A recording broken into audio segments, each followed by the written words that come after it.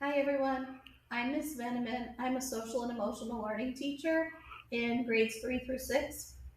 And I'm Mr. Thompson. I'm an instructional aide at an elementary school. We work together, and that's why we're here together today.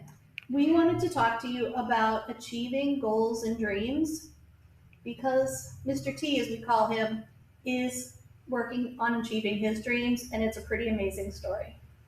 Well, I've been working on it for a long time, and we're using the word working because it's something that started on and I'm not quite done with it yet. So that's what we're here to talk about. So, what dreams did you have as a child that you are now accomplishing? Um, as a child, I had, the dreams of a child. I always wanted to like own my own company, but I always thought it would be so easy. And I thought, I would have an idea and meet someone who would drop a big bag of money on the table and I'd be set. That didn't happen.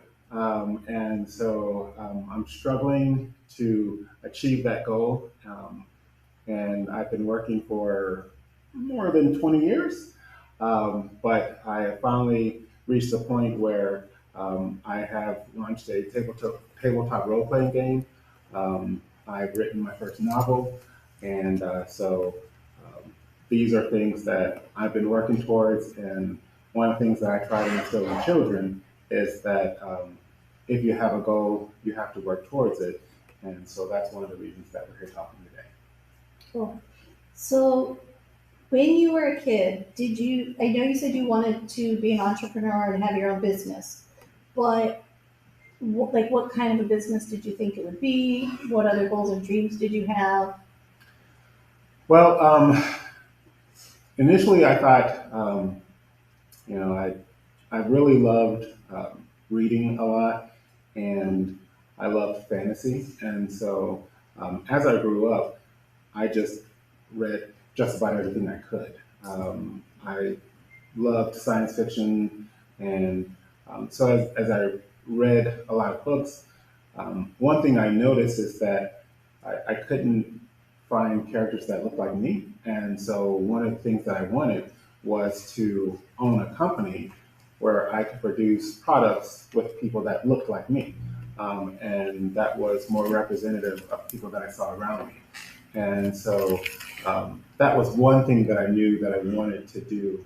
I always loved movies and entertainment, so that was always a focus of what I wanted to do. I wanted to get in movies. That's still what I want to do, is get in the movies. I'm not there yet, but hopefully one day I will. Well, we're making a movie together today, so it's your first There we one. go. Hey, Let's start somewhere, that's right? right. All right. So you talked about the work that you're doing and how this is work, even though I know you love it. It still is work. So what work have you done to make your books a reality, your game a reality? Well, when um, when I was about 16, I took my first class in drawing, and I was not good. Um, People see me now, and I'm always drawing. I always have a pencil and a pad with me, and people think it's something that came natural to me, but it didn't. And so it was a lot of hours drawing, drawing, drawing, drawing, and so one of the things that I had to do was overcome my feelings of inadequacy. And so I went to college. Um, I graduated with a master's in communication arts with an emphasis in graphic designs. And so I was all set to, go get a graphic design job, only nobody hired me. And so I tried for several years to get a graphic design job, and I kept hearing no, no, no. And so that, every no just sort of told me internally that I wasn't good enough. Um, but I still kept trying because I believed that I could do it. I just had to keep working harder.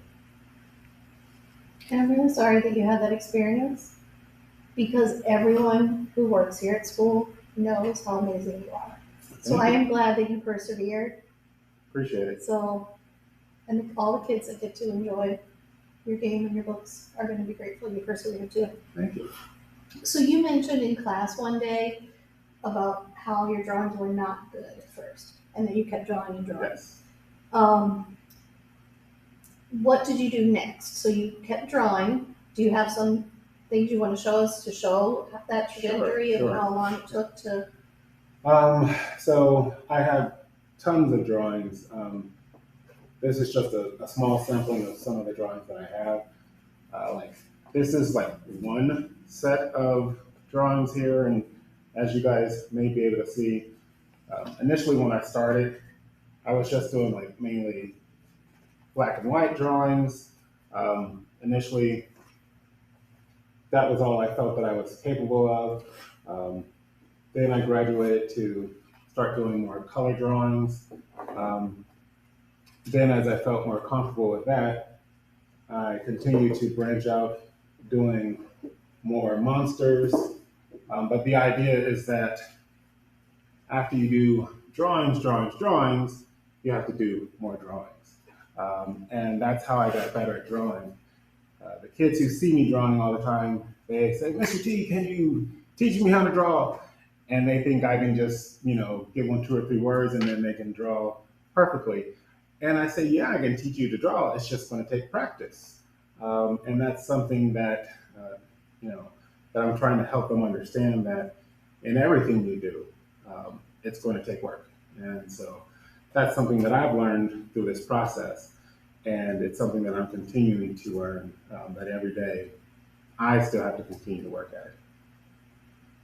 So what I've heard you say is it takes a lot of work and a lot of practice, but I've also heard you say repeatedly that it took you believing in yourself. Yes. Which is perhaps one of the hardest things that I had to do. There were many things in life that were a challenge for me. Growing up, I was overweight. And so, as you can imagine, uh, a lot of children who are overweight get bullied. And so I was bullied a lot as a child. And, you know, you hear the phrase, sticks and stones may break my bones, but words can never hurt me. And that's very untrue Very true. because words often stick with you. And they have a way of burrowing into you and carrying away at your self-esteem in ways that you don't really understand. And then as I started progressing to art, I was always looking at other people and comparing myself to other people. Say, oh man, that lady, oh wow, she's so much better than I am. Thinking I could never get there. But what I had to understand is don't compare yourself to everyone else. Compare yourself to yourself. And I had to set many goals, so small goals. And what I started to do was look at my drawings on like a monthly basis, and then on a 6 month basis, and then on a yearly basis to see my progression. And over time, I gained more confidence that way.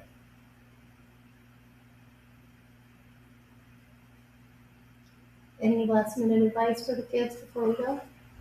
Um, just one thing is that I often hear kids say, I can't. I often hear kids say, I'm not smart enough. Um, and what I want you to understand is that you can and that you are smart enough. It just takes work and believe in yourself. Um, Things don't always come easy, but that doesn't mean that you are not capable of doing it. Um, I have a book right here that I never thought was possible. And I've done all of this stuff. I'm most proud of this because this is something that I've always loved to do is read. And I wrote a novel. I didn't think I could until one day I decided I can do it. And I did it. And you can too. Thank you, Mr. T. Thank you.